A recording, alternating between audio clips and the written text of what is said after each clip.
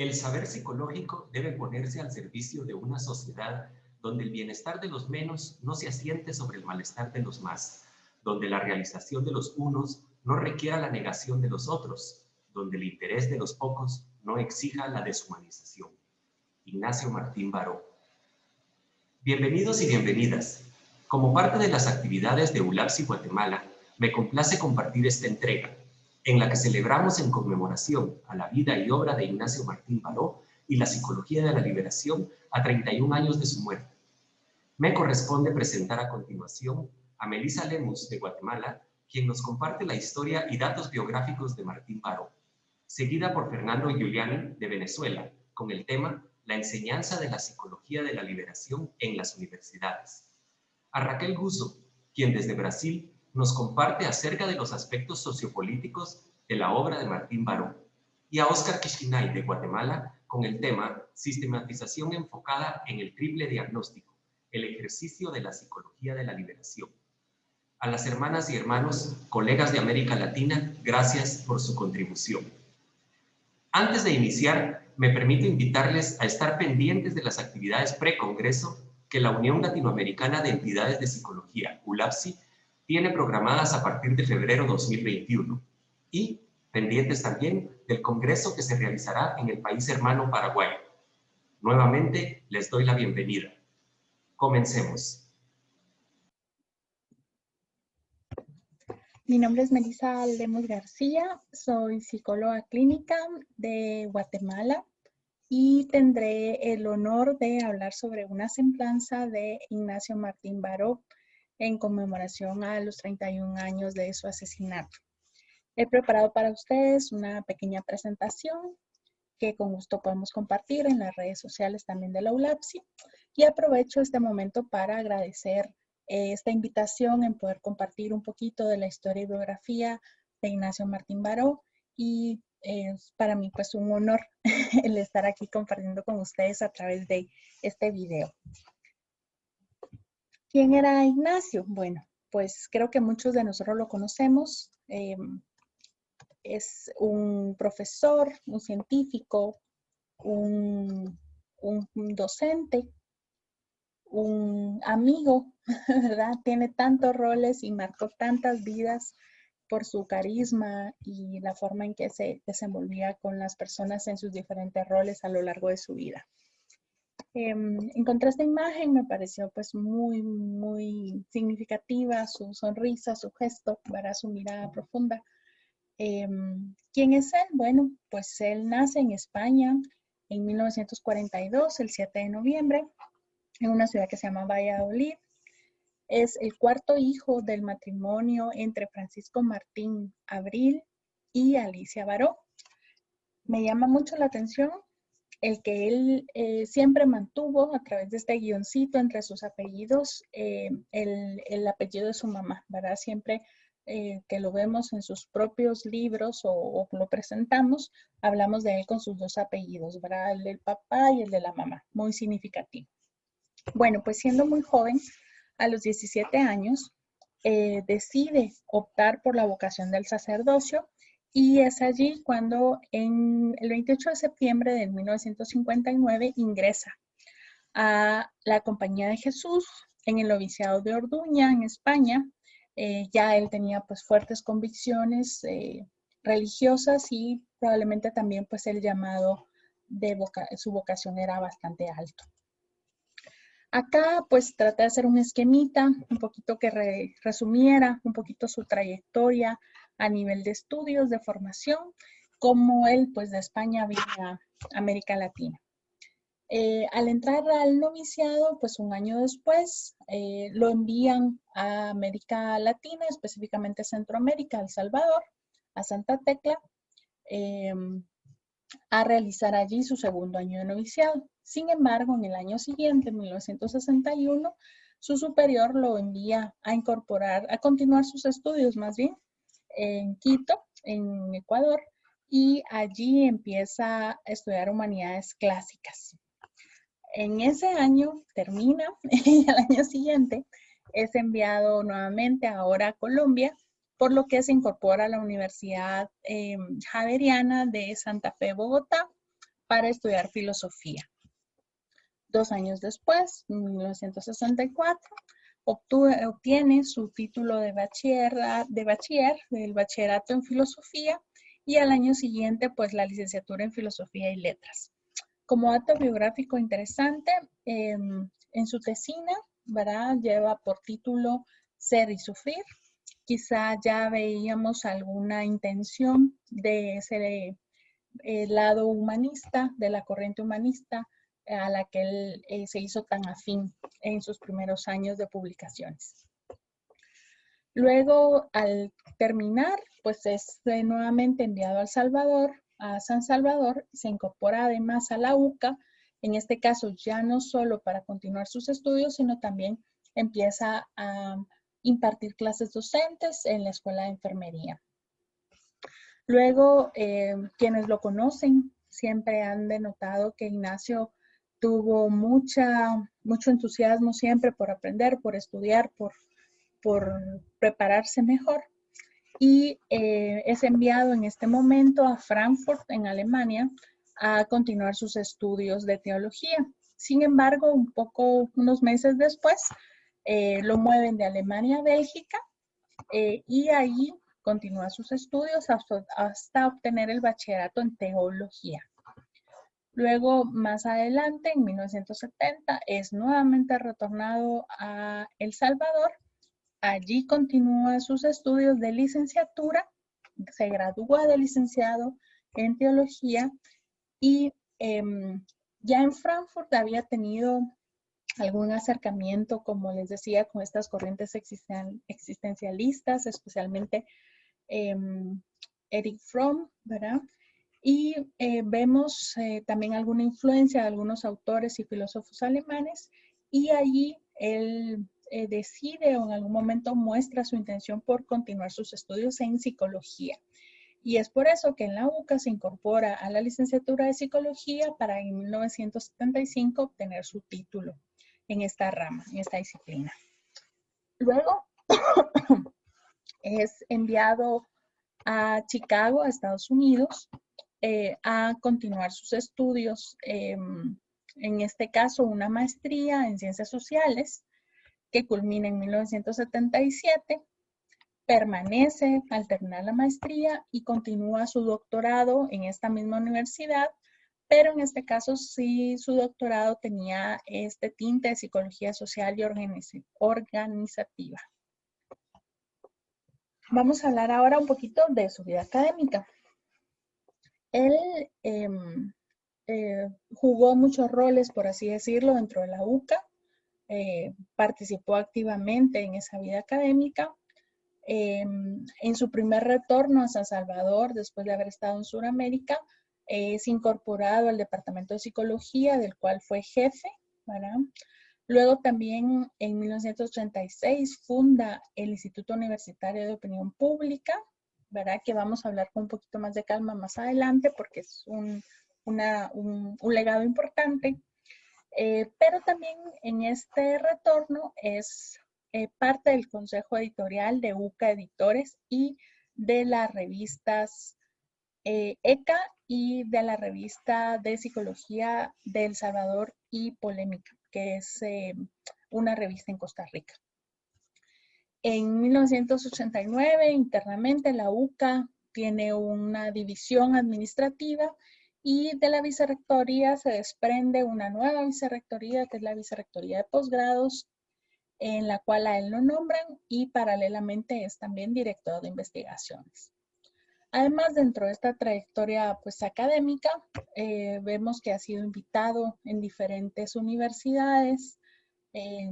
Aquí yo en esta presentación que les comento, pues menciono unas de las más importantes: la Universidad Central de Venezuela, la Universidad de Zuila en Maracaibo, también Venezuela, la Universidad de Puerto Rico en Río Piedras, la Universidad Javeriana de Santa Fe, Bogotá, donde pues él también en algún momento fue estudiante, la Universidad Complutense y la Universidad de Costa Rica. A nivel gremial, ya siendo psicólogo, tenemos que destacar que fue miembro de la Asociación Americana de Psicología, más conocida como APA por sus siglas en inglés. y también fue miembro de la Sociedad de Psicología de El Salvador, una de las primeras en Centroamérica. Además, en la Sociedad Interamericana de Psicología, la SIP, fue vicepresidente para México, Centroamérica y el Caribe. Cabe destacar que siempre fue muy proactivo, siempre trató de propiciar intercambios, cooperaciones interinstitucionales, en constante comunicación, ¿verdad? Promovía mucho la publicación, la investigación. También sus amigos o las personas cercanas comentan que siempre estaba escribiendo, publicando en revistas, nunca podía decir no, siempre decía sí, puedo publicar, pero pues espérenme, ¿verdad? Para poder cumplir con todos. Y también apoyaba y motivaba mucho a que otros colegas publicaran. Acá una cita que encontré dentro de los libros y el material que revisé. Comentan que él fervientemente creía que las asociaciones de psicólogos deberían promover las redes de comunicación y cooperación docente, de investigación y de práctica profesional alrededor del mundo, ¿verdad? Objetivos que tenemos muchos psicólogos que pertenecemos a diferentes asociaciones actualmente. Pues como ya saben, uno de sus legados principales en nuestra disciplina es el desarrollo de la psicología de la liberación. Él dentro de su vida académica pues tiene varias publicaciones. Una de las más famosas es el primer libro que se titula Psicodiagnóstico de América Latina. No encontré una portada, solo una pequeña carátula. Este libro fue pues apoyado editorialmente por la editorial de la UCA en 1971, donde puede verse claramente pues su influencia de cómo fue influenciado por la obra de Erich Fromm. Siempre, ¿verdad? Vamos a encontrar en sus escritos mucha agudeza, ¿verdad? Mucha crítica a qué estábamos haciendo en la psicología en ese momento. Señaló enfáticamente que la misión tiene que ir en busca de ese conocimiento, ¿verdad? De comprender ese modo en que el contexto y los individuos interactúan, ¿verdad? Para que realmente ese diagnóstico pueda tener las dos, la parte completa de la moneda, ¿verdad? Muy enfático siempre en el escuchar al otro y en entender lo que vive el otro. Ahora, mucho de lo que revisé para poder conversar con ustedes en este momento, hablan de Ignacio de muchas maneras, ¿verdad? La verdad es que es una biografía interesante porque hay muchas personas que han escrito de él. Yo, de hecho, tuve a una maestra en mi maestría en Guatemala, ella es estadounidense, que lo conoció. Y ella pues nos contaba también cómo era él como profesor. Para serles honesta, yo oí hablar de Ignacio Martín Baró cuando tenía 15 años. Yo estuve en un colegio católico de religiosas y me recuerdo que fuimos a El Salvador cuando fueron los 25 años del asesinato de Monseñor Romero, y pues una visita obligada en ese viaje fue a la UCA, donde nos llevaron al jardín donde está la placa conmemorativa y las rosas, y yo ahí empecé a hablar de quién era Ignacio Martín Baró. Luego en Landívar, que es la universidad jesuita donde yo me gradué y donde trabajo actualmente, tuvimos unas jornadas en el 2001, ahí ya era un poquito más grande. Tuvimos unas jornadas de formación y allí volví a escuchar de Ignacio. De esta síntesis, esta semblanza que he podido preparar para ustedes, cabe destacar que quienes lo recuerdan, quienes tuvieron el privilegio de estar cerca de él, lo recuerdan como amigo, consejero, muy cercano, siempre con su guitarra, cantando en los momentos que se podía, ¿verdad? Y siempre pues con un corazón bondadoso, tratando de ayudar a quien se lo pedía, ¿verdad? difícilmente decía no a alguna petición de alguien. Sus compañeros jesuitas decían que pues él era muy ordenado, ¿verdad? Una de sus características principales era que era muy meticuloso, e incluso comentan, leí en un blog que comentan que él tenía la manía, vamos a decirlo, la costumbre de cualquier fotocopia, texto, lo que hacía era empastarlo, encuadernarlo, de manera que lo tenía así perfectamente ordenado entre sus cosas. Y cuando sus compañeros le decían que era como una obsesión el tener siempre todo encuadernado, él decía que en algún momento todo ese material iba a ser para la biblioteca, así que les estaba ahorrando un paso de volver esas copias un folleto formal para poderlo incorporar al catálogo. También dicen que era bastante predecible en su conducta, en su rutina, la forma en que vestía, tenía su maletín típico, un su attaché con el cual iba a dar clase. Entonces dice que él era siempre un poco predecible en ese sentido. Sus compañeros docentes comentan que era muy cercano, que siempre les llamaba por teléfono para los cumpleaños y que cuando asumió la vicerrectoría académica de posgrados, realmente él se tomaba la molestia de ir a clases, acompañar a sus docentes, estar cercano a los estudiantes y que nunca faltaba que él se tomara un poco de su tiempo para hacer observaciones o alguna recomendación o alguna retroalimentación. Con sus alumnos, pues que era muy cercano, muy popular. Fue padrino de graduación de muchos de sus alumnos e incluso, pues a veces de casi toda la promoción que se graduaba. Y desde su trabajo parroquial como sacerdote, pues su acción era también cercana, muy servicial, con mucha autoridad y siempre con mucha transparencia en sus homilías, ¿verdad? Haciendo siempre de sus homilías un espacio, una oportunidad para la reflexión y la crítica. Esto también lo vamos a ver un poquito más adelante. Me parece también algo muy bonito, ¿verdad? A él lo entrevistan y le preguntan que se describa, ¿verdad? Entonces él se describe de esta forma. ¿Quién soy yo? Pues un psicólogo social salvadoreño, centrado en los problemas del Salvador, desde una perspectiva de abordaje psicosocial, cuyo esfuerzo ha sido no solamente tratar de entender estos problemas psicosocialmente, sino teorizar un poco y lograr replantear estos modelos, estas mini teorías en un enfoque más abarcador. Esto él lo dice de sí mismo en 1989, imagínense. ¿Quién iba a decir que un tiempo después ya no estaría con nosotros? Bueno, pues, ¿qué aprendimos de Nacho? Yo creo que todavía tenemos mucho que aprender, pero siempre vamos a encontrar que sus escritos son muy agudos, ¿verdad? Muy inteligentes, muy perspicaces. A lo largo de su trayectoria académica publica 11 libros, ¿verdad? Y un sinfín de artículos y de revistas científicas, comentarios culturales también, no solo en Latinoamérica, sino también en Estados Unidos. Y aquí también sus compañeros comentan que él era un científico muy sistemático, que cuidaba mucho sus fuentes, sus referencias, y pues que nunca fue alguien que dijera o publicara algo que no lo respaldara científicamente o que no tuviera una evidencia o una fuente fidedigna.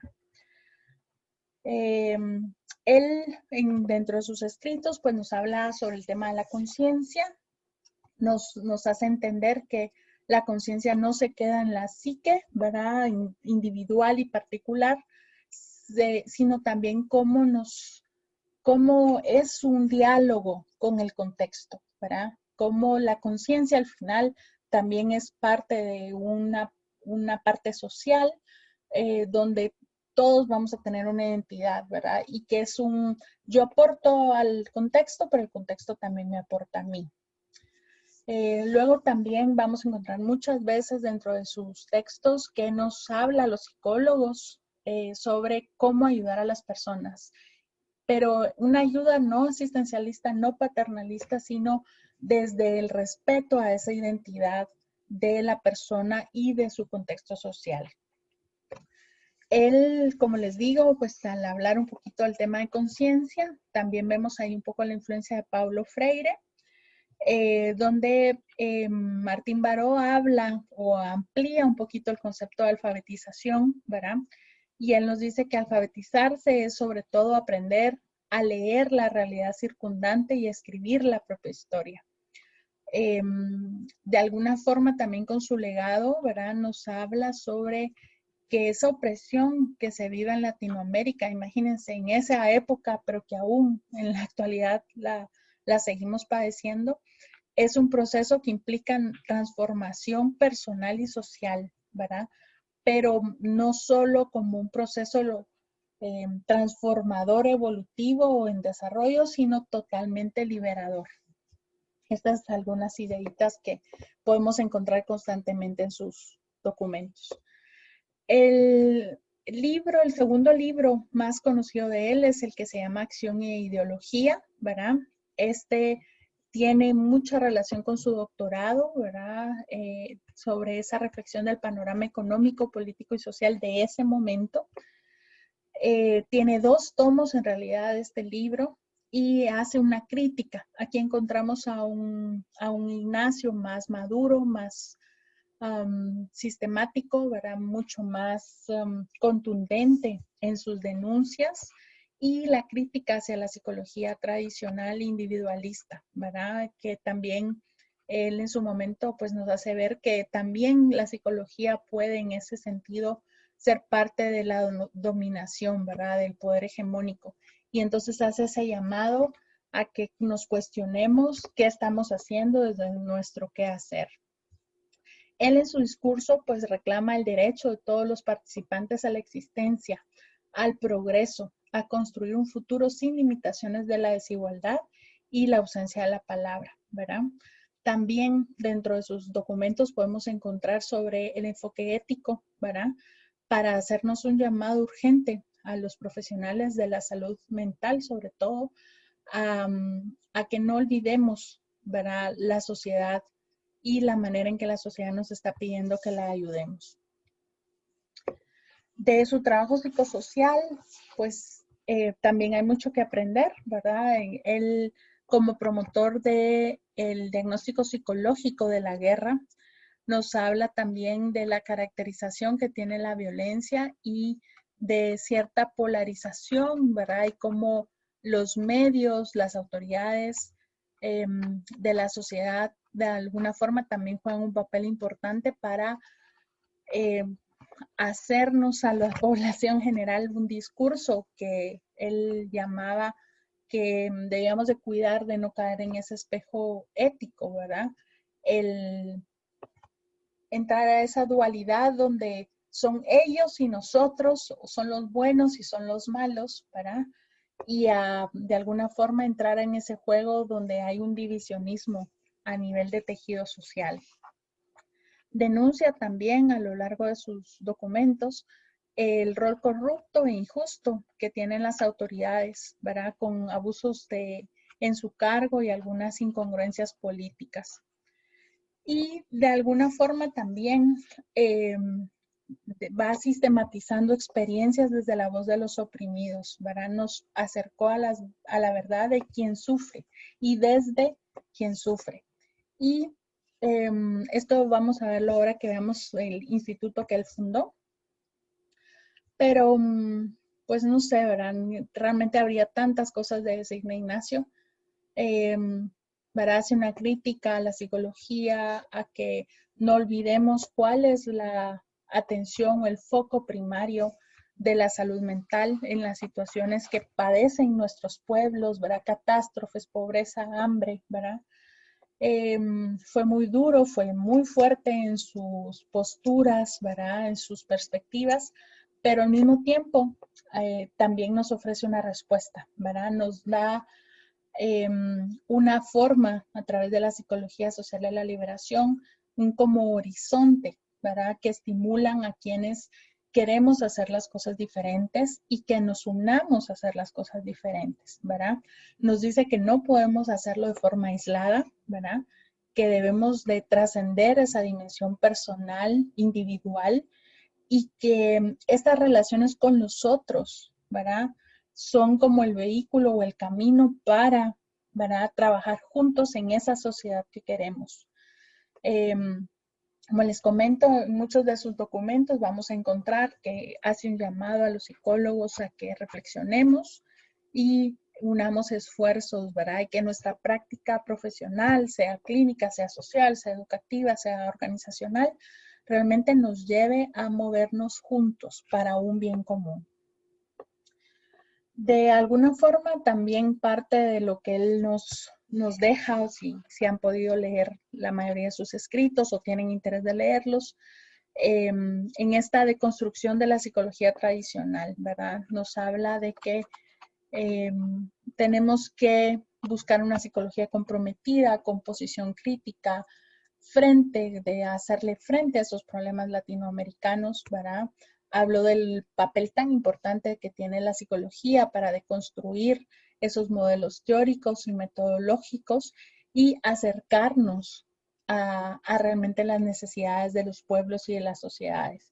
Y él específicamente pues encontró una forma de cómo hacerlo. Y es que él funda el Instituto Universitario de la Opinión Pública en la UCA en el 1986, que realmente tenía como intención darle voz al pueblo salvadoreño para que pues dijera qué pensaba de la política, de su situación, de la economía. En el instituto, a lo largo de su trayectoria, logró 23 encuestas a nivel nacional, ¿verdad? Tanto en la población metropolitana como, es decir, la urbana y la rural, para evidenciar y sistematizar cómo se comprendían estas situaciones que estaba atravesando El Salvador en esta época. Él, sin saberlo, de alguna forma hacía una incorporación a la acción social empirista, ¿verdad? Estas encuestas de opinión pública realmente fueron un quiebre a cómo hacer psicología de forma tradicional, pero también dándole la oportunidad a la gente de visibilizar sus opiniones y que la gente no tuviera miedo de hablar, ¿verdad? Lo cual de alguna manera lo que hacía era desideologizar lo que pasaba en ese momento, ¿verdad? Que la gente tuviera más información, que la gente supiera que no era solo él individualmente quien pensaba así, sino también que había otro en otra parte del Salvador que pensaba igual. Sus encuestas se caracterizaron siempre por ser sus reportes de un lenguaje muy, muy amigable, de fácil comprensión. Y de alguna forma también aquí se acuña otro término que le dicen espejo social, que es también en esa construcción de mi conciencia individual, también cómo empezar a escuchar a otras voces, a otros actores, también me va ayudando a entender qué pasa con el otro, abrir esa conciencia a la construcción de algo colectivo en un momento histórico donde la verdad y la transparencia era tan importante. Dentro de esta información, ustedes podrán ver que pues lo que cuenta la historia es que no tuvieron un camino fácil, ni él como director fundador, ni el padre Yacuría, que en ese momento pues lo acompañaba también en muchas de sus actividades académicas y en este Instituto de Opinión Pública. Dicen, como los libros cuentan, la historia cuenta que él entrenaba a sus encuestadores, que los encuestadores no tuvieron un camino fácil de abrir brecha, tocar de puerta en puerta, ganar credibilidad y confianza de este pueblo salvadoreño, pues que estaba sumido en la guerra. Pero más adelante, ¿verdad? La misma historia da honor al legado que tuvo este instituto, donde ganó credibilidad y realmente demostró los pronósticos y la verdad de información que él siempre sistematizó. Dicen también que él era muy cuidadoso de no exagerar ni sesgar la información y cuidaba muy minuciosamente los informes y los reportes antes de que salieran al público. También antes de su muerte, él estaba trabajando con otros colegas centroamericanos, mexicanos y estadounidenses en un programa de opinión pública, ¿verdad? Para llevar esta experiencia y esta sistematización a otros países a través de otras universidades. En el momento de su asesinato, pues trabajaba en un estudio político con casi más de 4,000 personas participantes, donde estaba recolectando entrevistas a profundidad de personas que habían estado en la situación de guerra o algún conflicto, tanto El Salvador, Costa Rica como Nicaragua. Y también estaba en una comisión internacional para monitorear las encuestas preelectorales en Nicaragua. Un poquito como lo que hizo en El Salvador, ¿verdad? Llevarlo ahora al contexto nicaragüense. Dentro de su labor pastoral, pues bueno, él empezó en una pequeña parroquia en Sacamil, en El San Salvador. No tenía sacerdote, ahí es donde él empieza pues a hacer su trabajo pastoral, pero más adelante cuando nombran ya un sacerdote oficial de la parroquia, él busca otro sitio donde se necesitaba la ayuda y es así como llega a la parroquia Hayaque, ¿verdad? Esta la atendió pues a tiempo completo, por así decirlo. Él era el responsable de esta parroquia hasta el día de su muerte. Esta parroquia más o menos está a unos 30 kilómetros de San Salvador. Empezó en un cantón, pero luego paulatinamente, pues al final se hizo cargo de la parroquia completa. Dentro de las anécdotas o la información que pude recabar, pues se habla de que él dejaba siempre una sonrisa en los niños, muy cercanos, les llevaba dulces, participaba en la misa, cantaba, a veces llevaba su guitarra y la gente, pues los feligreses lo querían mucho. También con sus estudiantes, a quienes los invitaba a que lo acompañaran a la parroquia, sus estudiantes de psicología, también conseguía donaciones o hacía actividades que de alguna forma también los integraran a ellos a la comunidad. Y más de alguien comenta allí como anécdota que también cuando se necesitaba algún tipo de remodelación o algún trabajo de la parroquia o no sé, una banca o pintar una pared, pues él también de su bolsa o de algún tipo de donativo siempre trataba de que la parroquia estuviera en buenas condiciones y pues también que los feligreses se sintieran como en casa. La verdad es que tendría tantas cosas que contarles, pero creo que más bien los dejo con la espinita que continúen profundizando la historia de Martín Baró, a que lean su obra, su historia. La historia acá, por razones de tiempo, la vamos a terminar, pero pues ustedes saben, ¿verdad? Cómo muere Ignacio Martín Baró.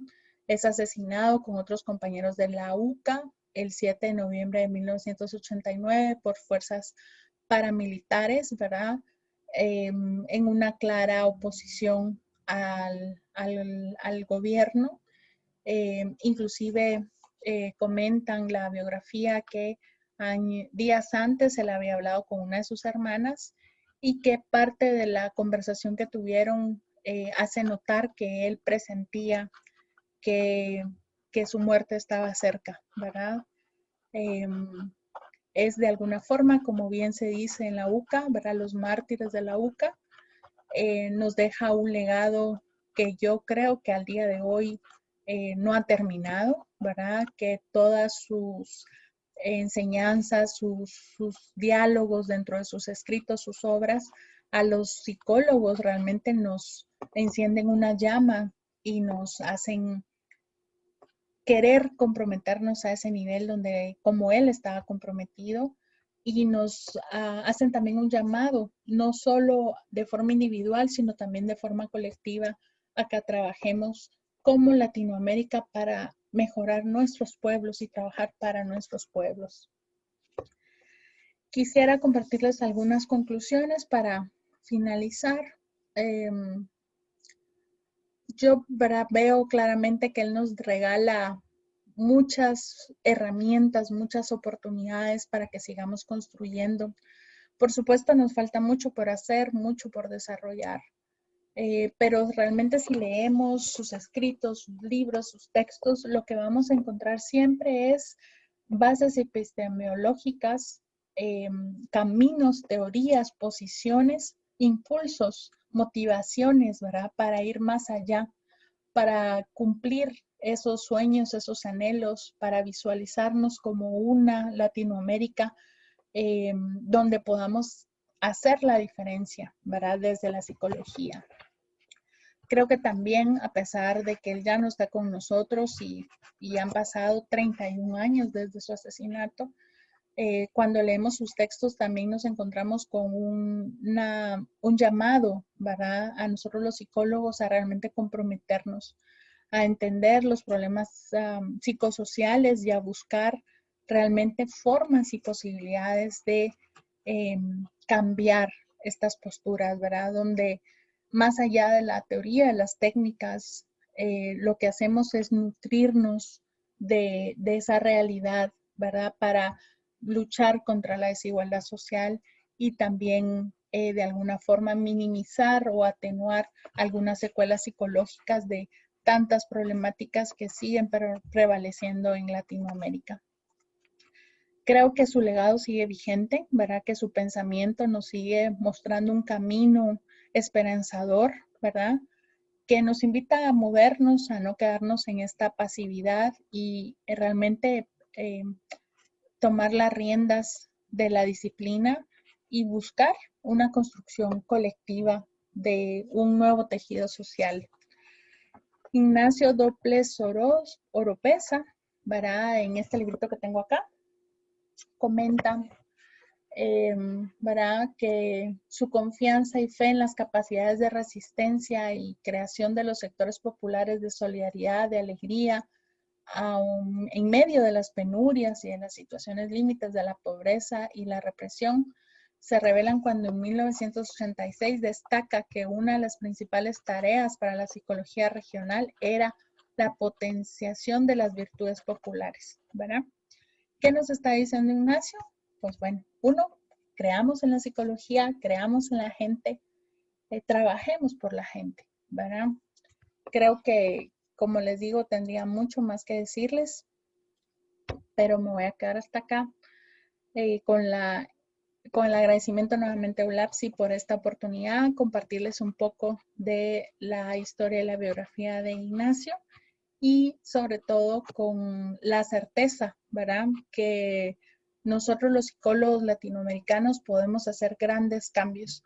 Las redes están, la tecnología está al servicio de estas alianzas y lo que nos falta es un poquito de voluntad para ponernos de acuerdo y trabajar juntos para esta gran nación que sería la nación de la psicología y poder compartir lo que hacemos y el compromiso que mantenemos y que tenemos a lo largo de nuestra vida profesional.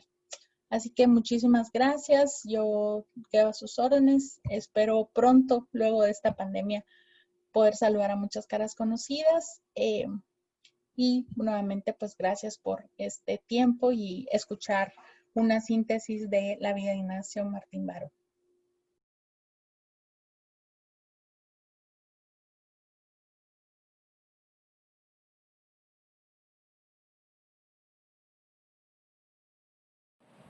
Comenzamos por agradecer, en nombre del colectivo de psicólogos y psicólogas por el socialismo como instancia afiliada a ULAPSI, a todos y a todas quienes han organizado este encuentro y expresarle que para nosotros es un gran honor y es un gran gusto participar en él, especialmente en torno a la figura y a la obra de Ignacio Martín Baró, alguien tan querido, tan admirado y que tanta influencia tuvo y aún tiene en la formación de muchos psicólogos y psicólogas de Venezuela, así como de toda Latinoamérica. Antes de entrar en materia de lo que se nos convoca, al tema que se nos convocó a hablar, necesitamos hacer una aclaratoria indispensable. Es necesario decir, para de paso honrar y tratar de ser congruentes con la propuesta del propio Martín Baró, quiénes somos, cuáles son nuestras opciones, nuestros valores y desde dónde y de qué forma desarrollamos nuestra praxis. Esta exposición la hacemos desde el colectivo de psicólogas y psicólogos por el socialismo, agrupación venezolana conformada por profesionales de la psicología de variadas corrientes y áreas de trabajo y especialización, tales como psicología educativa, clínica, psicología del desarrollo, psicología social, entre otras. Asimismo, muchos y muchas de nosotros y nosotras compartimos nuestra práctica profesional con la docencia en diferentes universidades donde se imparten las carreras y programas de psicología.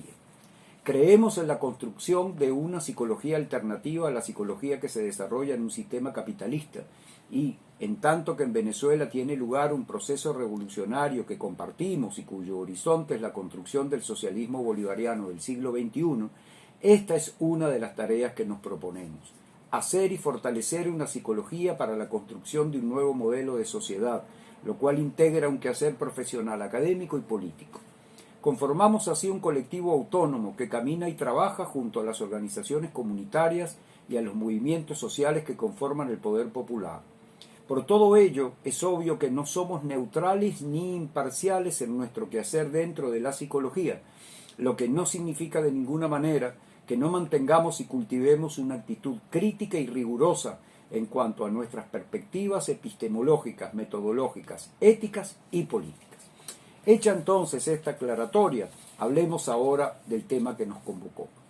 Este tema sobre el que se nos ha pedido hablar puede ser abordado desde diferentes ángulos, pues así de prolífica fue la obra integral de Ignacio Martín Baró, la cual desarrolló con un altísimo nivel de rigurosidad y un profundo sentido auténticamente crítico y honesto, que le llevaba siempre y de forma simultánea a profundizar en sus análisis para mostrar insuficiencias y contradicciones, así como para honrar logros y avances y elaborar propuestas que señalaban caminos y mostraban horizontes, siempre cargados de un extraordinario espíritu que integraba lo utópico con el realismo más implacable.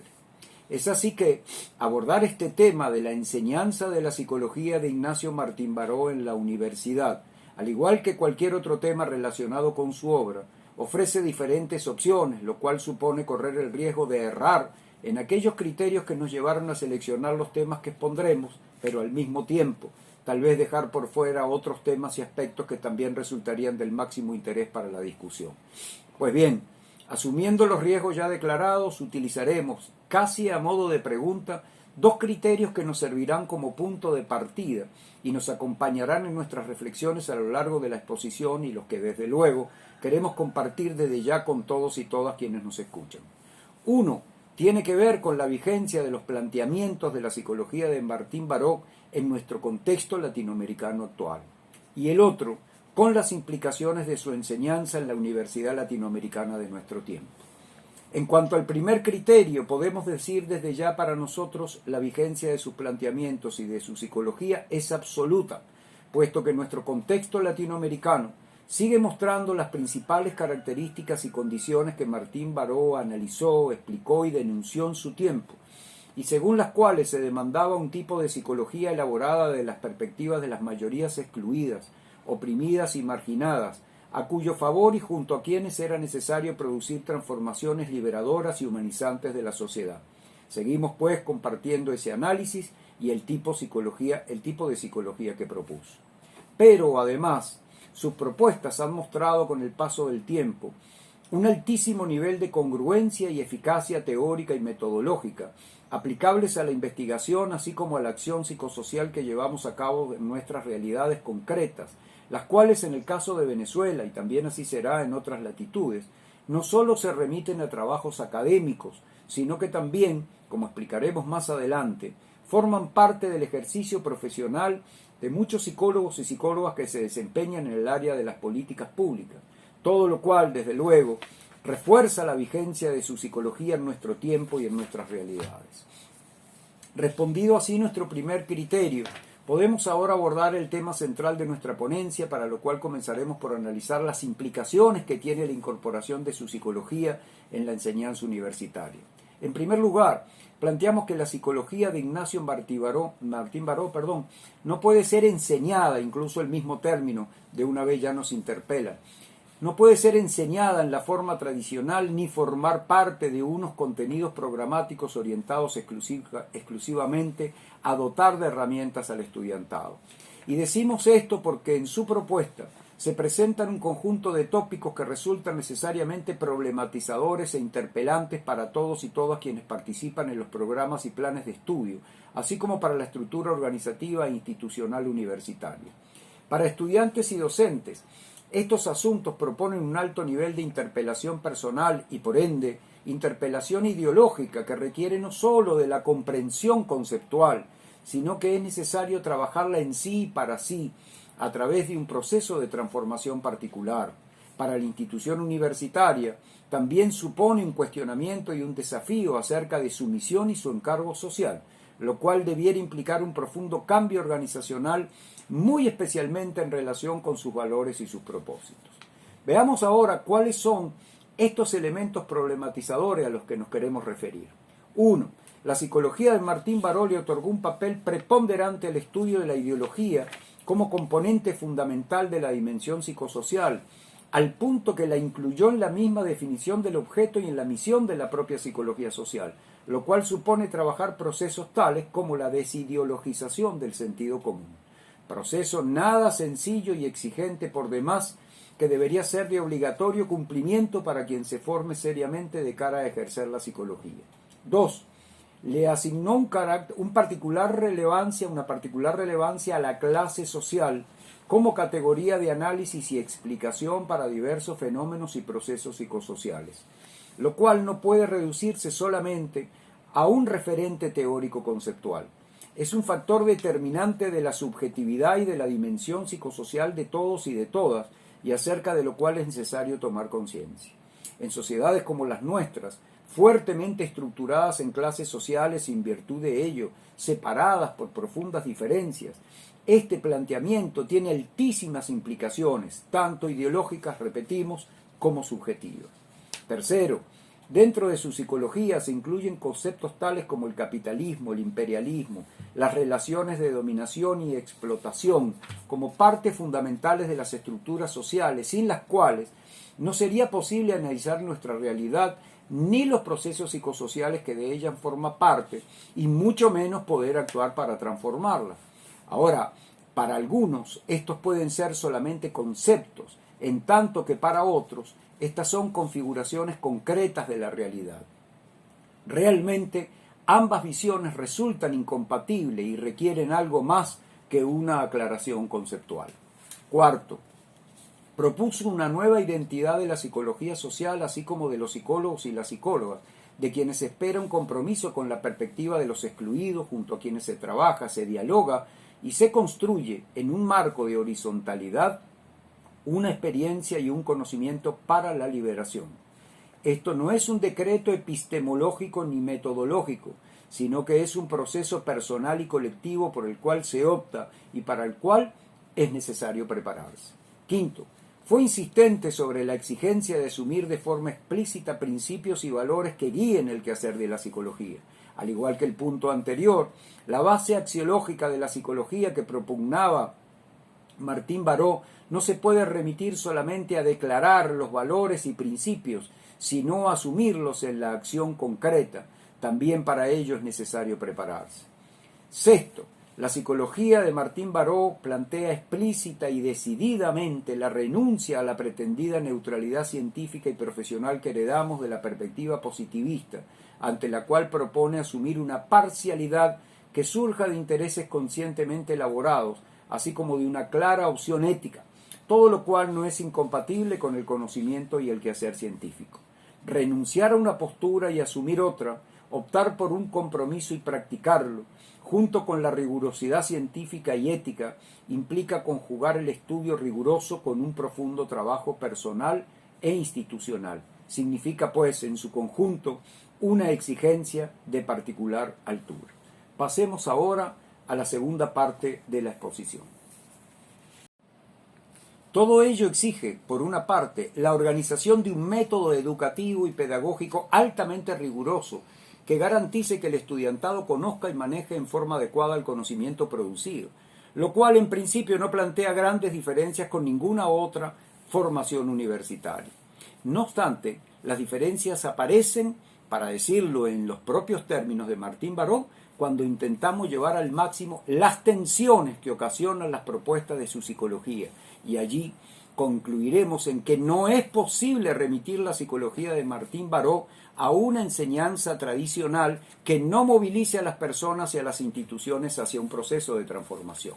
Así, por ejemplo, la enseñanza de su psicología debe implicarse en un quehacer transformador en algún contexto social dentro del cual existan personas y grupos que viven y luchan en una realidad concreta y junto a quienes los psicólogos y las psicólogas participen llevando a la práctica las propuestas de la psicología en la medida que adquieran sentido y eficacia para la propia gente, así como para la formación y el aprendizaje. Pero esto no se trata solo de una práctica, sino de una concepción epistemológica que renuncia a la división entre conocimiento básico y aplicado y la sustituye por un conocimiento ética y políticamente orientado, histórica y materialmente situado, que se constituye en teoría y método simultáneo en clave dialógica y con una clara vocación transformadora junto a la gente. Al mismo tiempo, el desafío problematizador de la psicología de Martín Baró también debe implicar un trabajo de transformación personal de docentes y estudiantes que se interpelen seriamente sobre su propia ideología, sus intereses de clase, sus valores y sus compromisos, su identidad y su subjetividad, todo lo cual se debe poner en juego en este marco desafiante de esta psicología. No se trata, vale la pena aclararlo, de promover un proceso de conversión en cuanto a las opciones que cada quien adopta en el plano político y en el ejercicio profesional de la psicología. De lo que se trata es tomar plena conciencia del marco de intereses y relaciones de poder dentro del cual construimos nuestro quehacer y obviamente dentro del cual asumimos nuestras opciones. Por lo tanto, la enseñanza de esta psicología no puede verse complementada o auxiliada por actividades prácticas tradicionales ni por charlas motivacionales dirigidas a estudiantes o comunidades, sino que requiere trascender hacia un nivel de implicación que exige un inmenso trabajo y compromiso personal e institucional. Ahora bien, unas propuestas de este tipo no parecen viables en las universidades tradicionales, y eso no se debe solamente a un problema de forma del pensum, sino que es un problema de fondo que responde a la concepción misma de la universidad, cuyo objetivo y misión sigue siendo hoy, tal como el mismo Martín Baró lo describió, egresar profesionales, para lo cual se les brinda herramientas con el fin de cubrir las demandas del sistema, así como las expectativas de los estudiantes en cuanto a empleo y estatus. Todo ello nos lleva necesariamente a considerar que la enseñanza de la psicología de Martín Baró no puede completarse o implicarse en forma congruente sino en una universidad diferente a la tradicional. Y esto era precisamente lo que el mismo Martín Baró planteaba, aunque desde luego él no lo hizo reclamando una universidad especial para su psicología, sino que entendía que era necesaria una nueva universidad donde todo el conocimiento producido debía estar, como ya lo hemos señalado, al servicio de los intereses de las grandes mayorías latinoamericanas, excluidas y marginadas, y contribuir así con las grandes transformaciones que requerían y requieren nuestras sociedades. Nunca será suficiente la manera como debemos repetir estos principios. Muy rápidamente, veamos qué nos decía entonces Martín Baró sobre la universidad de su época y cuál era su propuesta sobre la nueva y necesaria universidad latinoamericana. Sus críticas respecto a la universidad de aquel tiempo eran las siguientes. Por ejemplo, señaló su función exclusivamente profesionalizante, servil a la demanda de la sociedad establecida. Criticó su configuración jerárquica y su oferta de un sistema de programas uniforme y criticó también un sistema de ingreso selectivo que respondía a una estratificación establecida donde se reservan privilegios a una minoría. Para decirlo en sus propias palabras, cito, describía una universidad servil, acrítica y pragmática, donde no se cultiva la ciencia, sino a lo más la técnica, y de la cual salen egresados con su título profesional como mansos corderos. Veamos ahora las ideas de Martín Baró sobre la nueva universidad latinoamericana, las cuales fueron profundas y densas, al tiempo que, según sus propias expresiones, representaban una utopía, mas no irrealizable, sino hacedera. Sería inabarcable realmente abordar todos los planteamientos que hizo en relación con la nueva universidad latinoamericana, pero haremos una breve referencia a los puntos más resaltantes, para lo cual me voy a permitir hacer uso de varias de sus citas literales, ya que las mismas resultarán, como veremos, por demás claras y precisas. Respecto a la nueva universidad latinoamericana, propuso que asumiera el papel político y decía: una universidad que se declare apolítica está confesando su servilismo de masa silenciosa al poder establecido. Exigió, así como se le exigió a la psicología, que asumiera la opción axiológica y decía: la nueva universidad latinoamericana debe arremeter con valentía a la búsqueda de nuestros auténticos valores, esos valores sepultados en nuestro inconsciente latinoamericano por siglos de opresión política, económica o técnica. También insistió en que la universidad latinoamericana tenía que ser promotora en generar una cultura autónoma, la cual definió dentro del contexto universitario de lo que estamos hablando, la definimos como ciencia comprometida históricamente. Dentro del mismo contexto o del mismo concepto de cultura autónoma, dijo respecto a la nueva universidad latinoamericana: urge que investiguemos a fondo todas aquellas estructuras que, para bien o para mal, condicionan y determinan fundamentalmente la realidad de nuestros pueblos, pero eso sí, una investigación crítica, orientada por valores propios y no ciegamente empujada por una técnica y unos programas foráneos. Y ampliando aún más su visión sobre este tópico, nos decía: es por tanto función de la investigación y de la denuncia consiguiente constituir un reflejo fiel en el que nuestro pueblo, incluidos nosotros, pueda contemplarse, pueda reconocerse, a fin de ir adquiriendo conciencia de su propia realidad existencial. También reclamó y propuso para la nueva universidad latinoamericana lo que él denominó la acción eficaz. Decía: sencillamente la universidad no puede quedarse en la investigación y en la denuncia de la realidad. Tiene que ir más lejos, tiene que crear y promover modelos viables para la transformación en todos los ámbitos. Más aún, tiene que propiciar su aplicación práctica. Por eso digo que su acción tiene que ser eficaz. También reclamó el realismo político con el cual había que diseñar y llevar adelante y desarrollar la nueva universidad latinoamericana. Decía, cito: ante nuestra realidad de pueblos oprimidos, en vías de subdesarrollo, vean la fina ironía con el que caracterizaba el drama de nuestros pueblos, es inadmisible que nos dediquemos a tareas ajenas a nuestro contexto. Universidades preocupadas por planteamientos y problemas de minorías elitistas, universidades en las que los valores oprimidos de nuestro campesino, nuestro indígena, nuestro obrero no encuentran eco, son cualquier cosa menos universidades latinoamericanas. Pero también, sigo con la cita, debo decir que cuando una universidad siente la necesidad de declararse revolucionaria, podemos sospechar que está tratando de correr una cortina de humo sobre su fracaso como universidad. Y es que una verdadera universidad, una universidad que cumpla su función, no tiene que andar declarándose revolucionaria, ya que su mismo trabajo conduce a la transformación de las estructuras sociales del país. La revolución, decía Martín Baró, se dice no con palabras altisonantes, sino con hechos. La revolución se hace.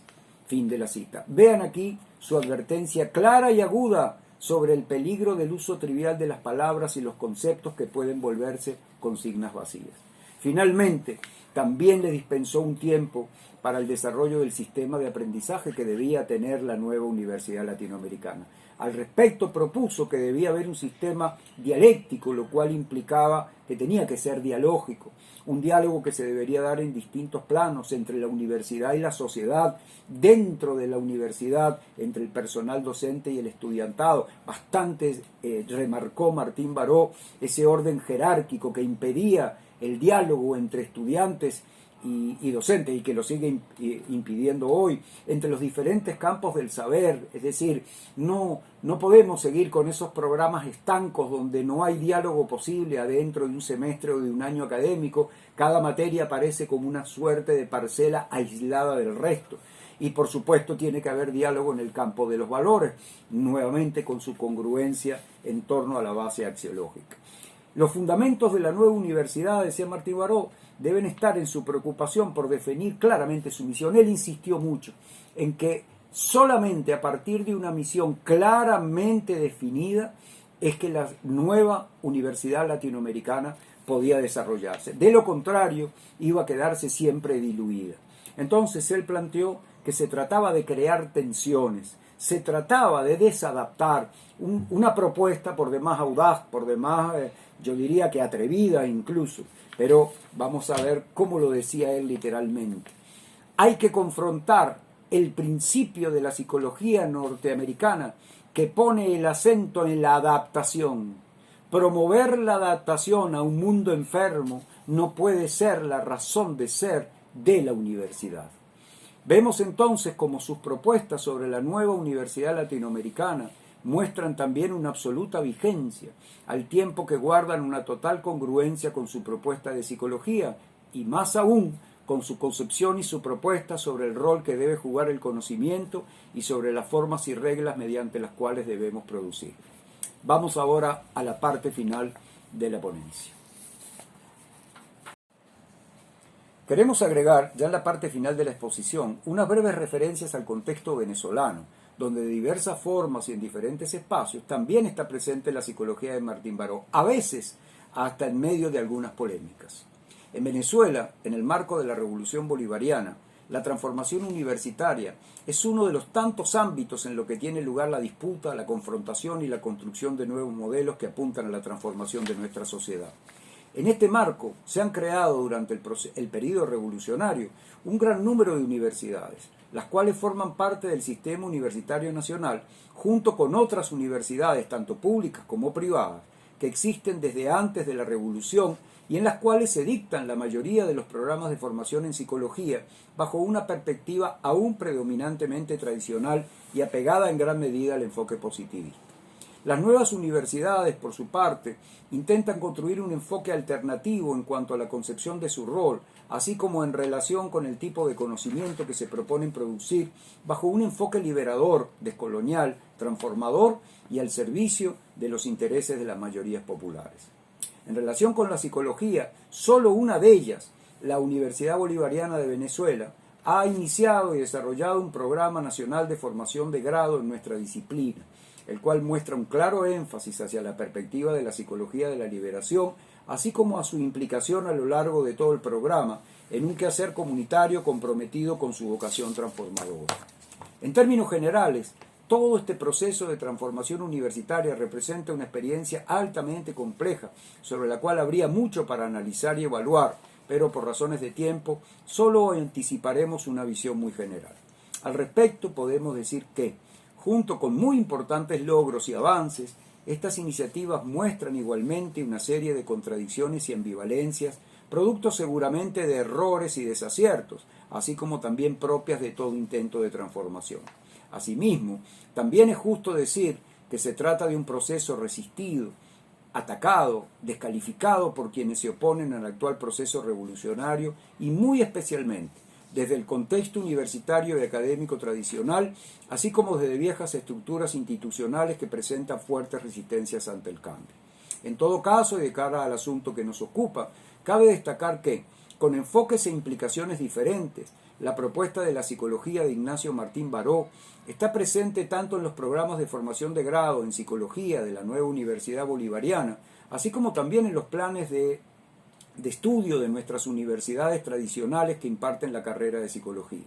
Del mismo modo, podemos decir que los planteamientos de Martín Baró son asumidos por psicólogos y psicólogas que defienden la revolución, como es nuestro caso, así como también por psicólogos y psicólogas que se oponen a este proceso revolucionario. Todo ello es una muestra de la intensidad de la confrontación de modelos y posturas que hoy vivimos en Venezuela y dentro de lo cual la psicología no puede ni debe estar ausente. Por último, en relación con nuestra realidad en Venezuela, quisiera agregar también una breve mención a las implicaciones que la psicología, especialmente la psicología social comunitaria, pero no es la única, tiene en el diseño y ejecución de políticas públicas, lo cual en nuestro contexto actual implica un caminar junto al pueblo en la búsqueda y la construcción del poder popular. El enfoque del diseño y ejecución de las políticas públicas en nuestro país se sustenta en un modelo de democracia participativa, donde la comunidad organizada tiene un rol protagónico en todos los niveles de decisión y gestión. Así, la organización popular y la participación comunitaria son una constante en los programas y políticas de vivienda y hábitat, salud, cultura, educación, economía, ambiente, entre otros. Todo ello implica un permanente trabajo directo con la gente, donde, por ejemplo, aquellas tareas prioritarias que Martín Baró proponía para la psicología social, como la recuperación de la memoria colectiva, la desideologización del sentido común y de la experiencia cotidiana, y el fortalecimiento de las virtudes populares, no solo están vigentes, sino que adquieren y se recrean permanentemente en este tiempo, bajo diversas formas y metodologías a lo largo de infinidad de procesos psicosociales que se viven hoy en nuestras comunidades. En todas esas experiencias, varios y varias psicólogos y psicólogas venimos intentando desarrollar un permanente trabajo junto a los equipos institucionales y a las comunidades. Se trata de un camino en construcción, donde la psicología debe dialogar con otros saberes, tanto científicos como populares e institucionales, así como debe también interactuar con la realidad concreta en la que se desenvuelve y a la que aporta herramientas para su transformación. Podríamos decir, al igual que cuando nos referimos a la experiencia de la transformación universitaria, que este es un camino que nos muestra a cada paso avances y retrocesos, aciertos y errores, fortalezas e insuficiencias, todo lo cual forma parte del dinamismo y de la complejidad de estos procesos de cambio, de manera que lejos estamos de pretender mostrar resultados acabados y caminos certeros.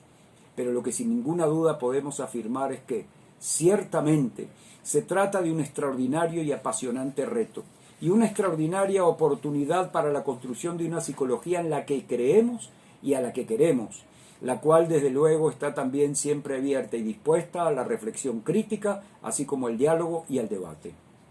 A manera ya de cierre, y retomando entonces los criterios que nos planteamos al inicio de la exposición, vemos no solo que la psicología de Martín Baró tiene una total y absoluta vigencia y pertinencia para nuestro contexto y para nuestro tiempo.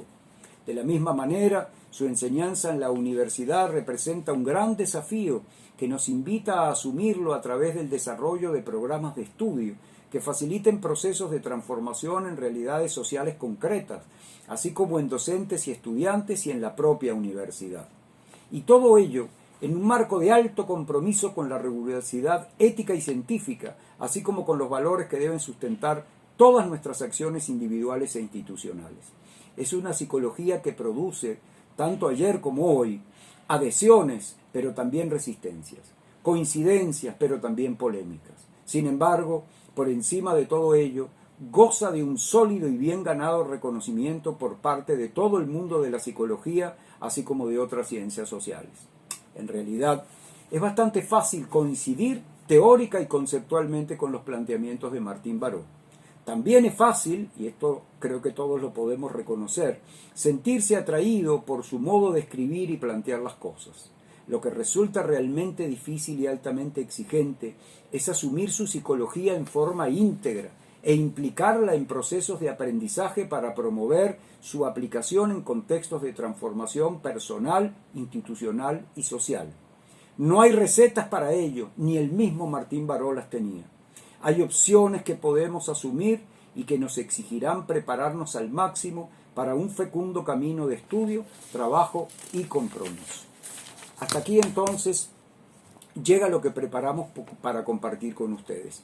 Todo esto no es más que una visión entre tantas otras que pudieran elaborarse y la cual desde ya queda a la disposición para el análisis, la discusión y el debate. Muchas gracias por su atención.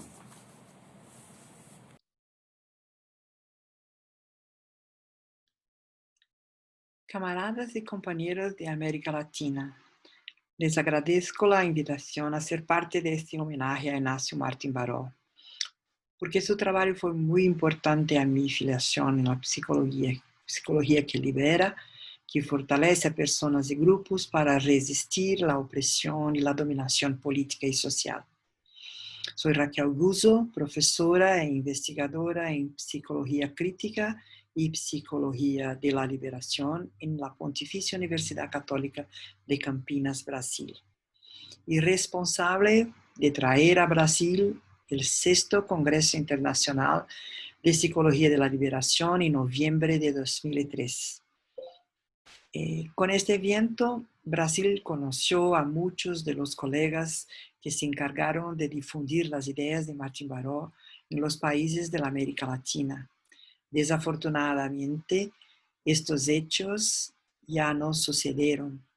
lo que impidió una amplia difusión de sus ideas y la creciente participación de estudiantes y profesionales de la psicología con su trabajo. Fue con Martin Baró que la psicología de la liberación se presentó en una base teórica y práctica para ofrecer una respuesta al movimiento latinoamericano, especialmente en la época de las guerras civiles y dictaduras instaladas en países como Brasil y El Salvador. La psicología de la liberación fue influenciada por la teología de la liberación, una corriente ideológica cristiana nacida en América Latina después del Concilio Vaticano II y la Conferencia de Medellín, que parte de la premisa de que el Evangelio requiere la opción preferencial por los pobres y especifica que la teología, para hacer realidad esta opción, debe recurrir también a las ciencias humanas y sociales, entre ellas la psicología.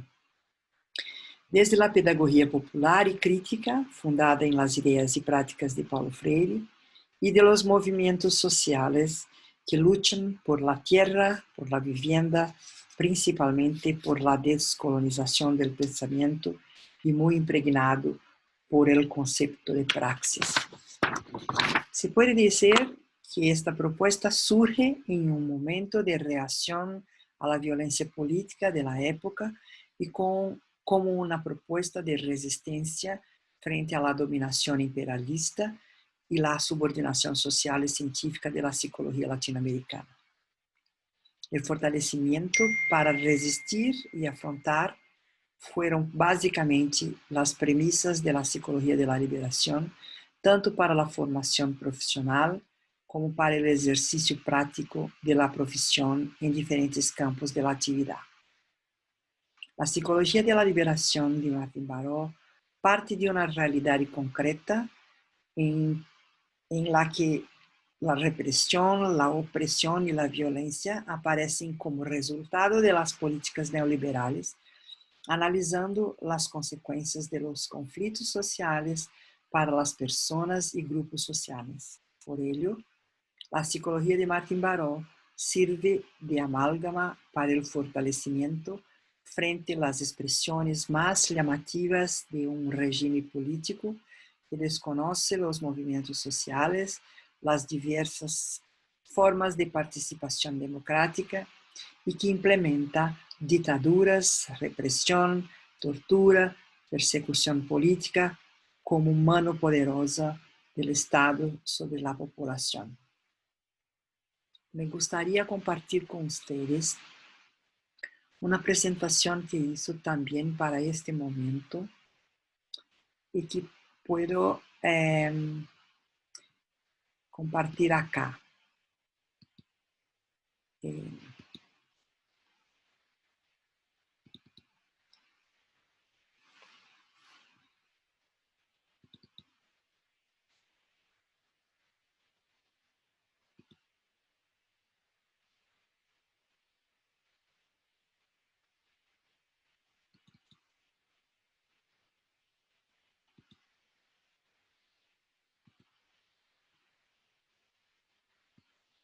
Un momentito, por favor.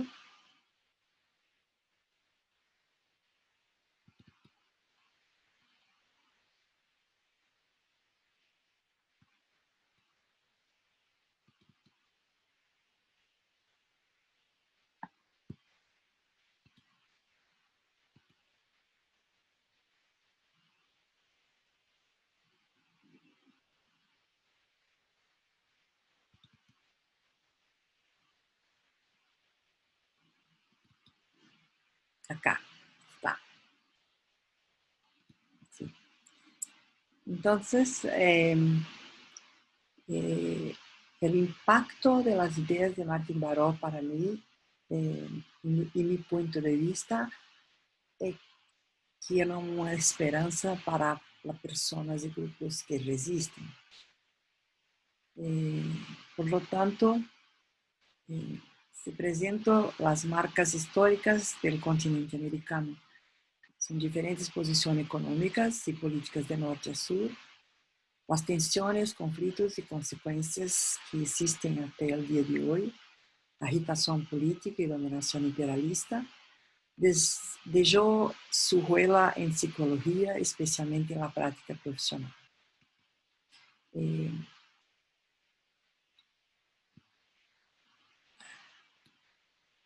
Las repercusiones en la vida cotidiana son las derivadas de la desigualdad social y las consecuencias objetivas y subjetivas del proceso de colonización. Las diferentes tendencias de este desarrollo desigual y combinado es evidente en los países. Diferentes posiciones en un mundo globalizado, polarizadas por la explotación y la dominación. Condición infrahumana de desarrollo no es más que una forma de vida forjada en el capitalismo en esta parte del mundo. El colonialismo fue la antesala del capitalismo en las Américas, negando derechos a los subyugados dominados por la violencia, manteniéndolos incluso por la fuerza en un estado de miseria e ignorancia. La psicología se desarrolló de la siguiente manera acá.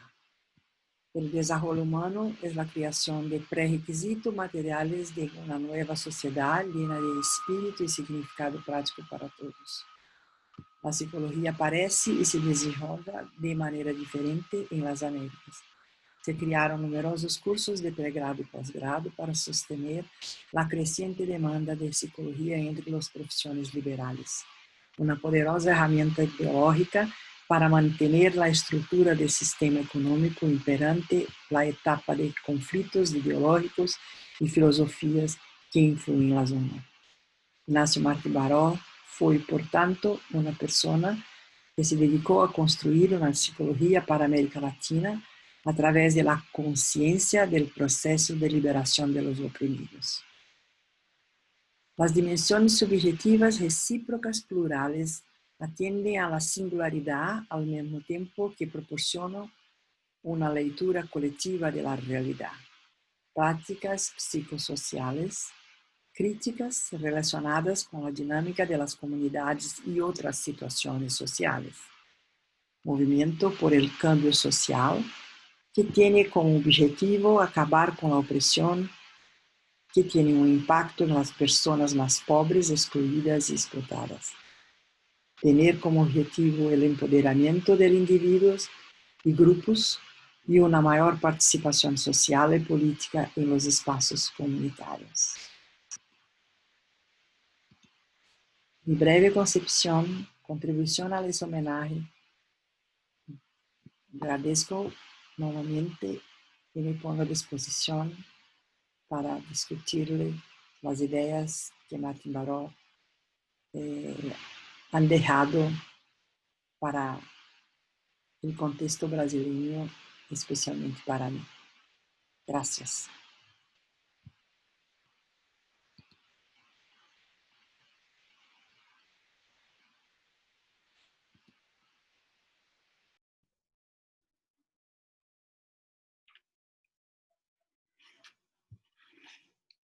Hola, hoy quiero dedicar estas breves palabras a la memoria de Ignacio Martín Baró. Vamos a reflexionar un poco en torno a la práctica de la psicología comunitaria desde la psicología de la liberación.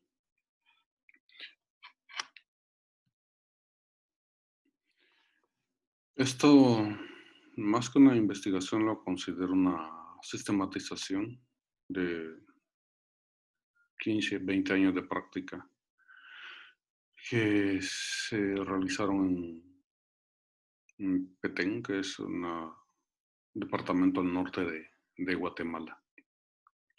No se puede ver acá en el video, pero una sistematización enfocada en el triple autodiagnóstico que comprende la práctica, el contexto y las concepciones.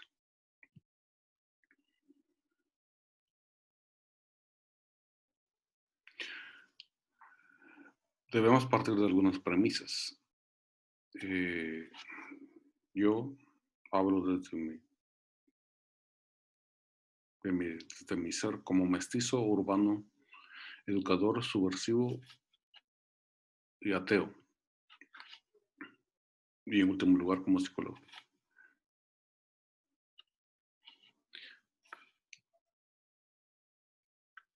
Especialmente como educador, seguidor de Freire, Martín Baró y el Che Guevara.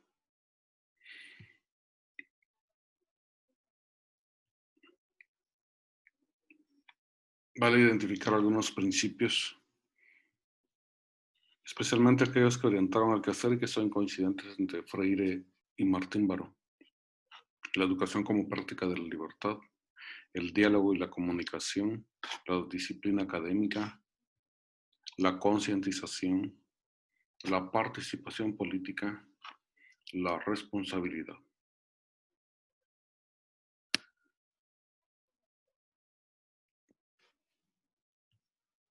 La educación como proceso de creación cultural artística, el conocer a los participantes y el ser humano dentro y fuera del ámbito educativo.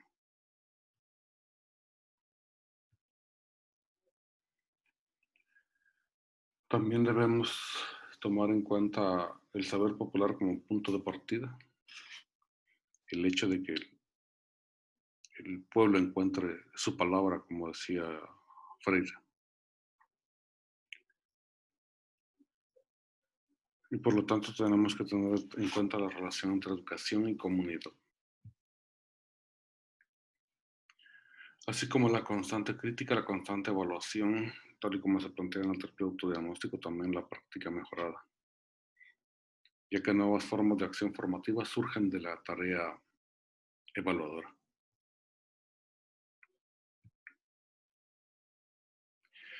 Y desde luego también hemos tomado en cuenta los principios de la nueva pedagogía, que son flexibilidad, creatividad, dialogicidad y partir de la problemática.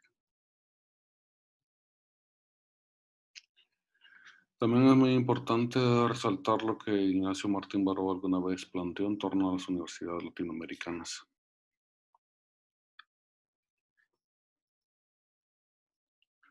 ¿Por qué? Porque son entes claves para la transformación de nuestro contexto, asumir el papel político, asumir su opción axiológica, generar cultura autónoma y construir un verdadero sistema de aprendizaje.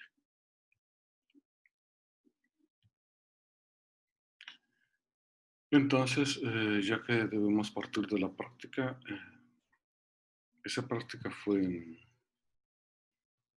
pues no siempre fue una práctica orientada en Martín Baró, en sus conceptos, en sus preceptos. Freire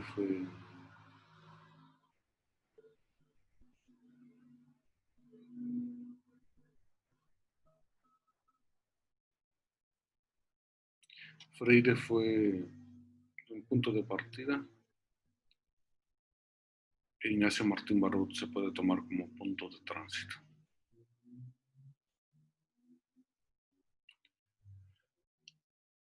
Empezamos más que formando, informando. Fue un mayor aprendizaje para mí que para quienes me oían. Fue realizado en lo rural, desde lo rural, desde un contexto de extrema pobreza, de desarraigo, de mucha gente ubicándose en un nuevo territorio. Por lo tanto, era muy difícil la verdadera existencia de comunidades.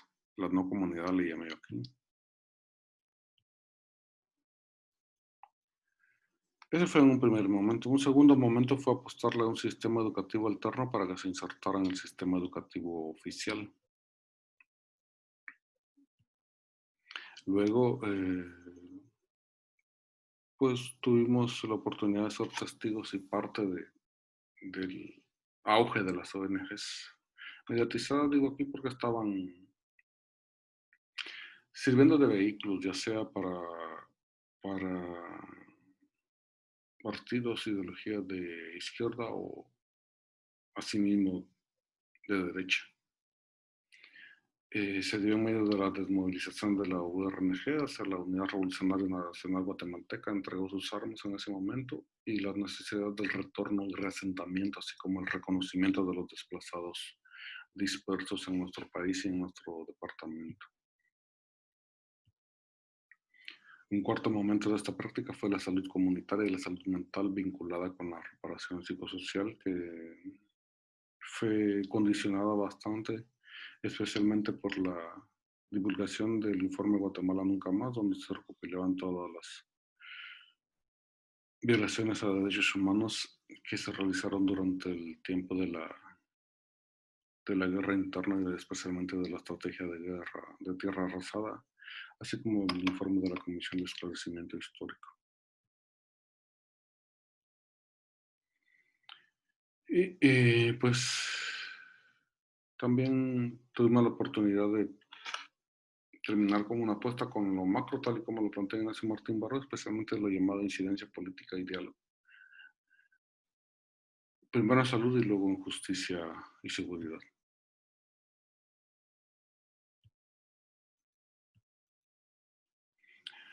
A manera de reflexión, una de las principales contribuciones que puede hacer la psicología de la liberación a la psicología comunitaria es perturbarla, tal y como lo plantea Ignacio Dobles en las distintas reflexiones que hace en torno al legado de Ignacio Martín Baró, porque debemos promover el constante cambio, la constante transformación de la misma psicología comunitaria.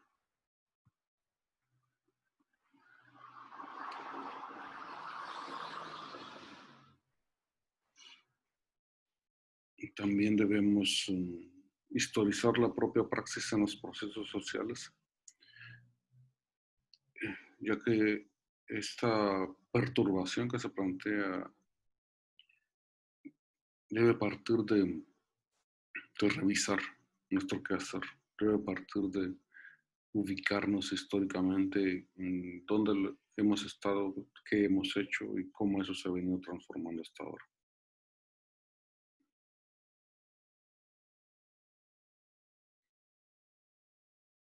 Siempre debemos estar orientados hacia lo político y lo comunitario, como lo político nos ayuda a transformar esa comunidad.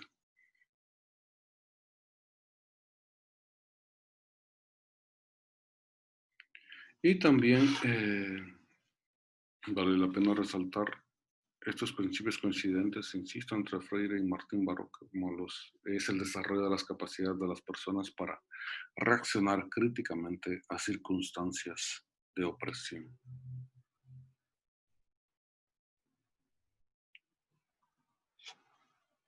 Debemos ir apostándole a una psicología de la praxis o psicología de la acción, de la acción humana como transformadora de su entorno. Promover las causas sociales, el apasionamiento, creo que es una cuestión clave. Sentir lo que hacemos, meternos en lo que hacemos. Y desde luego un compromiso crítico no solo hacia el contexto, hacia lo que sucede, sino también hacia lo que nosotros estamos haciendo. Pues una de las cosas quizá todavía pendientes dentro de esta práctica que se ha venido realizando es la investigación de acción participativa, porque hasta ahora, en este momento, se ha podido reflexionar en torno a lo que se hizo y la investigación de acción participativa en ese momento fue algo muy limitado.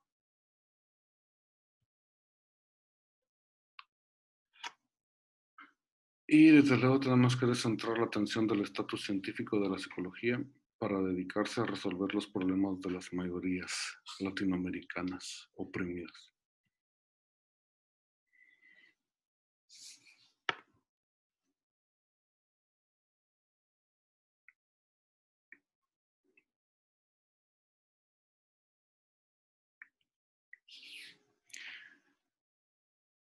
Toda esta práctica fue realizada en un contexto rural.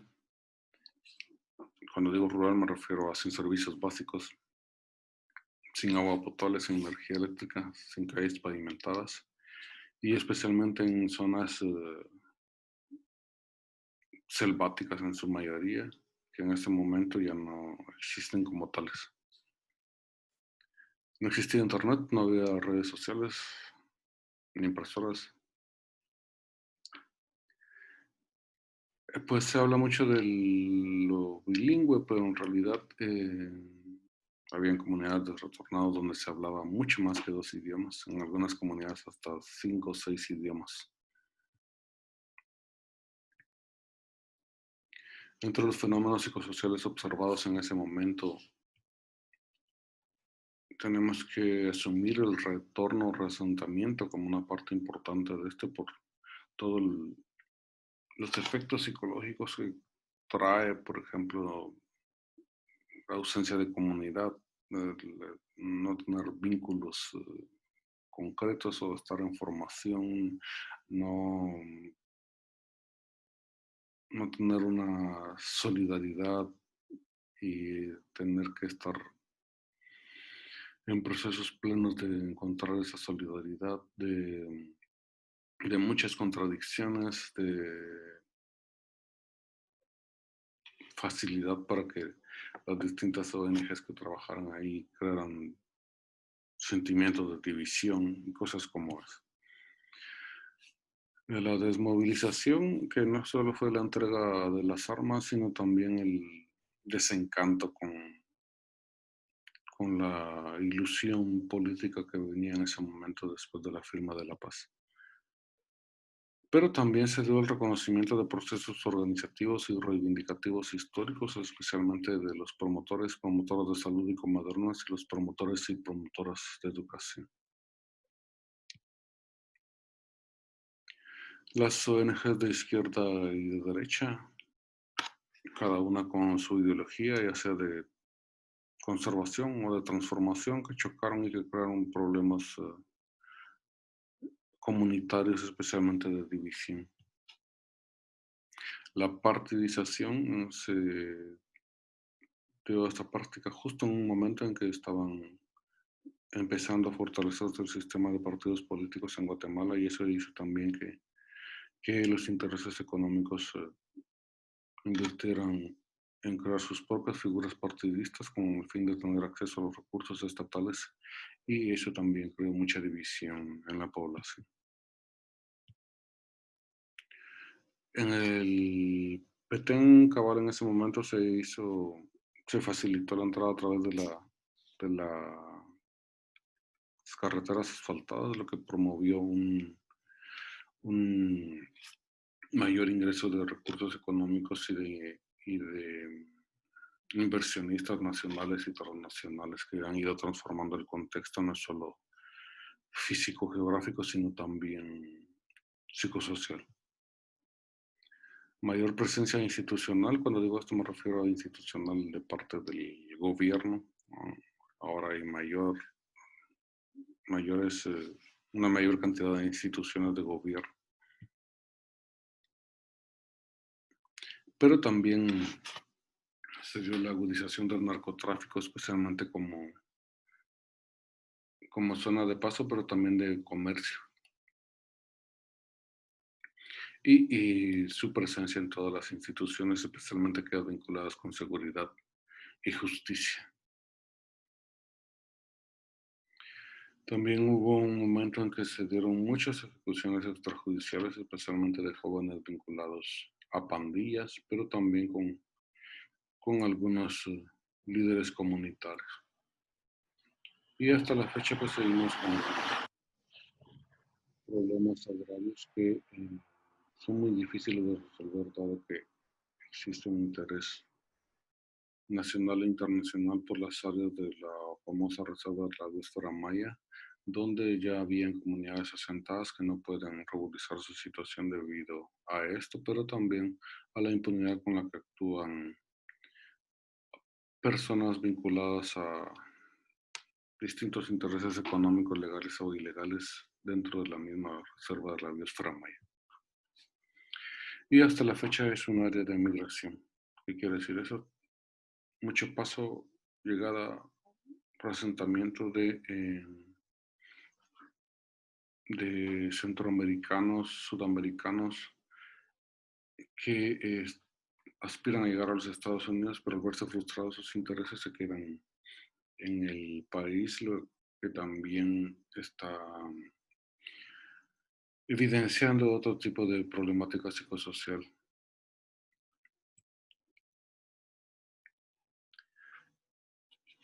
Para intentar teorizar un poco al respecto de todo esto de lo que hemos hablado,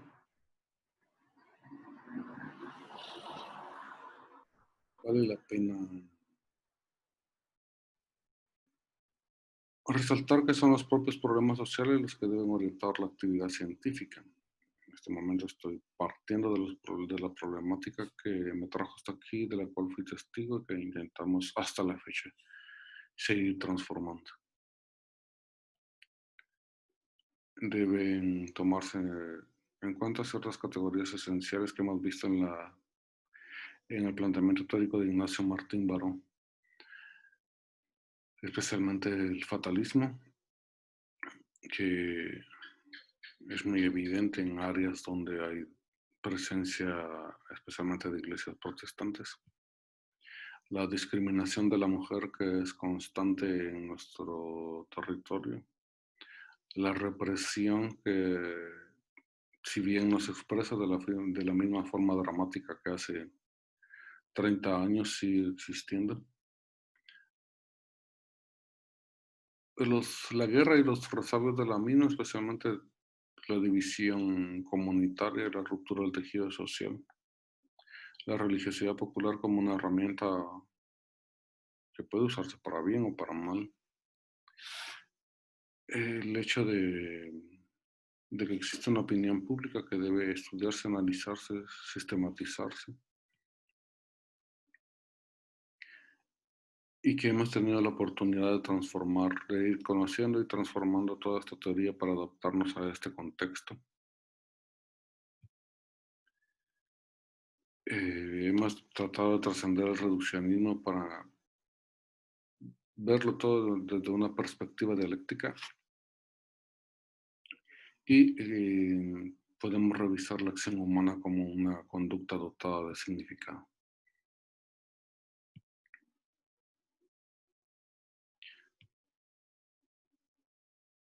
Debemos entender que debemos apostarle a una comunidad de sentido, un conjunto de personas que comparten un código común que poco a poco se ha ido avanzando, identificando en nuestro contexto, pero que todavía es una tarea pendiente.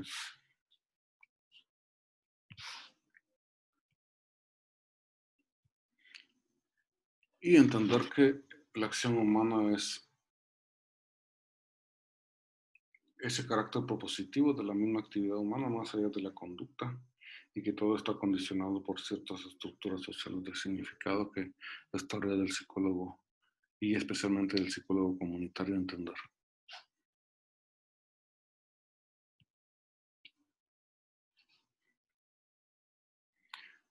Debemos resaltar que el significado es parte de una ideología. La omnipresencia del poder, el poder está en todos lados y condiciona todo lo que hacemos, así como resaltar la dimensión histórica y la importancia de conocer la historia de nuestras comunidades y de nuestro quehacer. Este regreso a la práctica que promovemos o que hemos venido promoviendo y aplicando debe ser no perder de vista lo macro,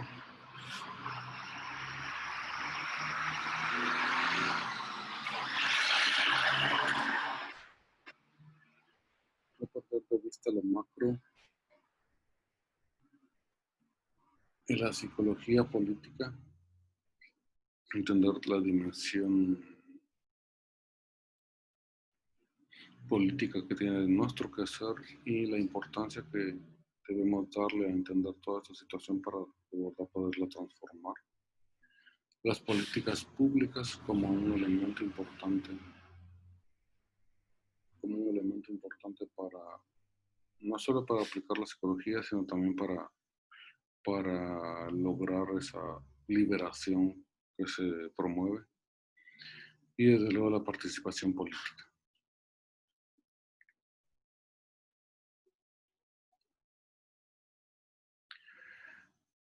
Apostarle a la concientización, especialmente analizando el papel de los medios de comunicación y redes, así como la docencia como mecanismo para lograr la misma. Yo también quiero insistir mucho en eso, si bien no es propiamente uno de los planteamientos de Ignacio Martín Baró, pero creo que sí implica la transformación de la psicología misma y su visión crítica, como es la dimensión educativa y concientizadora de la terapia, especialmente con enfoque de género, pero sin perder de vista a los agresores o a los hombres como sujetos importantes de esta necesaria transformación social. Y desde luego tomar en cuenta la importancia de los grupos primarios, la familia, la comunidad, la sociedad.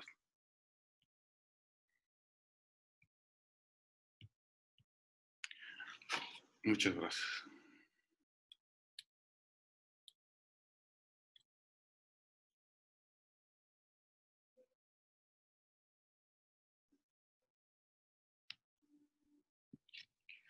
Saludos, compañeras y compañeros de la psicología latinoamericana.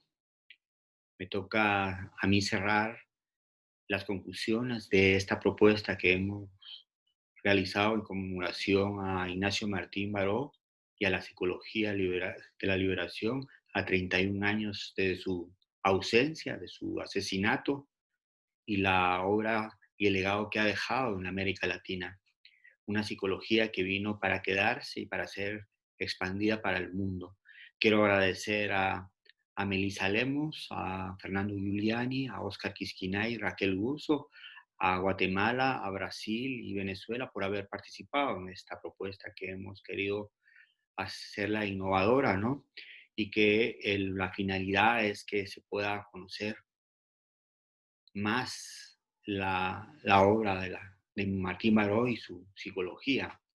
En este sentido, hemos trabajado para que Silara, desde la vida de Martín Baró, lo que fue su vida como académico, su vida como persona comprometida con las comunidades en El Salvador, lo que ha sido toda su propuesta epistemológica, metodológica, cómo esta se puede aplicar en la psicología comunitaria y cómo se puede enseñar en la universidad. En este sentido fue el hilaje de los expositores, de cada uno de ellos, se les hizo la propuesta y ellos gentilmente aceptaron hacer su trabajo, un gran esfuerzo porque tuvieron que focalizar su trabajo, esforzarse en grabar y luego pues a nosotros nos tocó editar.